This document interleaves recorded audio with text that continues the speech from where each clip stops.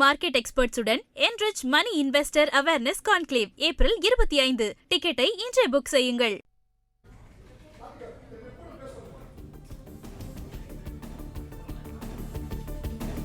தமிழகத்தில் 234 சட்டமன்ற தொகுதிகளுக்கும் இன்று ஒரே கட்டமாக தேர்தலானது நடைபெற்று வருகிறது. இந்த நிலையில் தமிழகத்தின் பிரதான கட்சியான அதிமுக பொதுச் செயலாளர் எடப்பாடி பழனிசாமி வாக்கு செலுத்தியிருக்கிறார். அந்த காட்சிகளையும் பார்க்கிறோம். இது தொடர்பான தகவல்களை செய்தியாளர் ராஜகுமரன் வழங்க கேட்கலாம். ராஜகுமரன் வணக்கம், தகவல்களை பதிவு செய்யலாம்.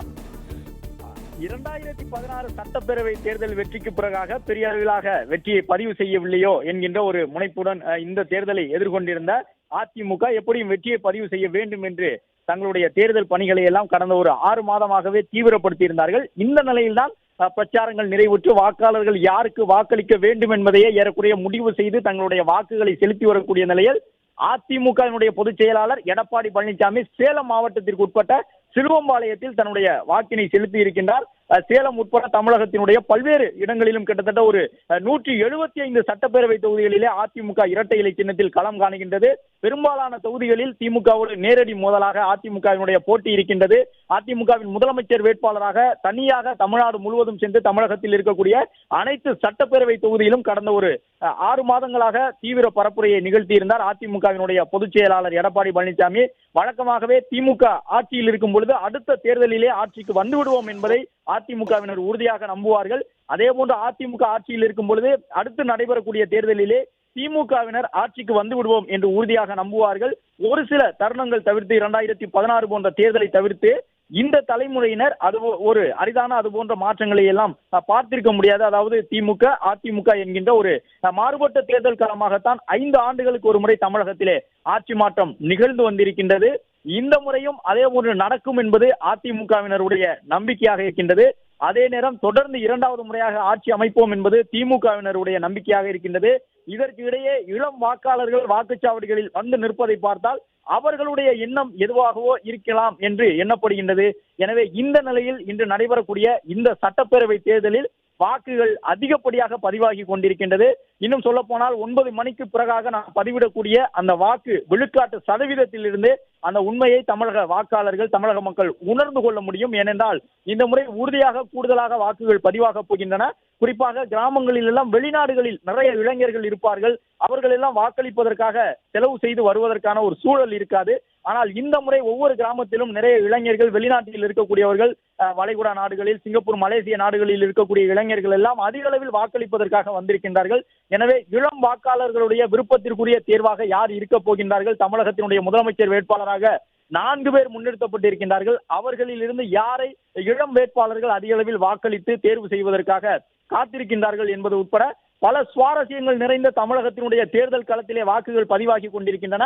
அதிமுகவினுடைய பொதுச் செயலாளர் எடப்பாடி பழனிசாமி சேலம் சிலுவம்பாளையத்தில் இப்பொழுது தன்னுடைய ஜனநாயக கடமையை நிறைவேற்றி முடித்திருக்கின்றார். வழக்கமாக முக்கிய தலைவர்கள் இன்று கூட பார்க்கின்றோம் வாக்களித்து முடித்த பிறகு செய்தியாளர்களை சந்தித்து பேசுகின்றார்கள். அதே நேரம் தேர்தல் ஆணையத்தினுடைய அந்த மாண்புகளை மதித்து அரசியல் கட்சியினுடைய தலைவர்கள் இந்த நேரத்தில் ஜனநாயக கடமையை நிறைவேற்றுவதன் அவசியம் என்ன என்பதை தான் அதிகப்படியாக சொல்லி இருக்கின்றார்களே தவிர எங்களுக்கு வாக்களிக்க வேண்டும் என்றோ தனிப்பட்டு அந்தந்த கட்சிகள் வழங்கி இருக்கக்கூடிய வாக்குறுதிகளையோ அவர்கள் சொல்லவில்லை. எனவே அந்த ஜனநாயகத்திற்குரிய மாண்புகளை பின்பற்றி இருக்கின்றார்கள் தமிழகத்தினுடைய அரசியல் தலைவர்கள் என்று பார்க்கும் விதமாக வாக்களித்து முடித்து வந்த அவர்கள் ஒரு சில விஷயங்களை இவற்றையெல்லாம் மனதில் கொண்டு வாக்காளர்கள் வாக்களிக்க வேண்டும் என்று சொல்லிவிட்டு தங்களுடைய ஜனநாயக கடமையை நிறைவேற்றி சென்றிருக்கின்றார்கள் என்பதை பார்க்கின்றோம்.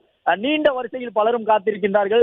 தமிழகத்தை பொறுத்தவரை 5,73,00,000க்கும் கூடுதலான வாக்காளர்கள் இருக்கின்றார்கள். எஸ்ஐஆர் பணிக்கு பிறகாக கிட்டத்தட்ட ஒரு 45 லட்சத்துக்கும் மேற்பட்டவர்கள் அந்த வாக்காளர் பட்டியலில் இருந்து விடுபட்டிருந்தார்கள். தங்களுடைய வாக்காளர் என்கின்ற நிலையை மெய்ப்பிக்க தவறியவர்களாக அவர்கள் இருந்தார்கள், இரட்டை பதிவு உள்ளிட்டவையின் காரணமாக. எனவே இந்த தேர்தலிலே 85 விழுக்காடு வாக்கு பதிவாகும் என்று எதிர்பார்க்கப்படுகின்றது. அதே நேரம் புதுச்சேரியிலும் கூட அதிகப்படியான வாக்குகள் பதிவாகி இருந்தன. அதே போன்ற ஒரு சூழல் தமிழகத்திலும் இருக்கக்கூடும். தேர்தல் பணிகளை பொறுத்தவரை இந்த எஸ்ஐஆருக்கு பிறகாக நடைபெறுகின்றது என்பதன் காரணமாகவே அது அமையக்கூடும் என்று சொல்லப்படுகின்றது. இது போன்ற ஒரு கருத்து முன்வைக்கப்பட்டாலும், அதாவது சிறப்பு தீவிர திருத்த பணியின் காரணமாகத்தான் வாக்கு பதிவினுடைய எண்ணிக்கை அதிகரிக்க போகின்றது என்று சொல்லப்பட்டாலும், இளம் வாக்காளர்களுடைய மனநிலையில் ஏற்பட்டிருக்கக்கூடிய ஒரு உத்வேகத்தின் காரணமாக வாக்குகள் பதிவாகக்கூடிய சதவீதம் அதிகரிக்கக்கூடும் என்கின்ற ஒரு கருத்தையும் சிலர் முன்வைக்கின்றார்கள். அது உண்மையா பொய்யா என்பது மே மாதம் 4ஆம் தேதி தெரிய வரும் என்றாலும் இப்பொழுது நாம் பார்க்கக்கூடிய இந்த வாக்குச்சாவடி மையங்கள் தமிழகத்தில் கிட்டத்தட்ட ஒரு 45 நிமிடங்களாக வாக்குகள் பதிவாகி கொண்டிருக்கின்றன. ஒவ்வொரு வாக்குச்சாவடி மையத்திலும் வாக்காளர்கள் யாருக்கு வாக்களித்தோம் என்பதை வெளிப்படையாக தெரிவிக்க கூடாது என்றிருக்கின்றது. அதே நேரம் வாக்காளர்கள் அணிந்து வரக்கூடிய உடை மூலமாக யாருக்கு வாக்களிக்கின்றோம் என்பதை தெரியப்படுத்தக்கூடிய விதமாக வாக்குச்சாவடி மையங்களுக்கு வருகின்றார்கள் என்பதை பார்க்க முடிகின்றது. குறிப்பாக இளம் வாக்காளர்களிடம் அதுபோன்ற ஒரு ஆர்வம் மிகுந்திருப்பதை தமிழ்நாடு முழுவதும் இருக்கக்கூடிய வாக்குச்சாவடி மையங்களிலே பார்க்க முடிகின்றது. முன்னணி market எக்ஸ்பர்ட்ஸுடன் enrich money investor awareness conclave April 25. டிக்கெட்டை இன்றே புக் செய்யுங்கள். பிளே ஸ்டோர் மற்றும் ஆப் ஸ்டோரில் இருந்து பாலிமர் செயலியை QR கோடு மூலம் பதிவிறக்கம் செய்யுங்கள். செய்திகளை உடனுக்குடன் பெறுங்கள்.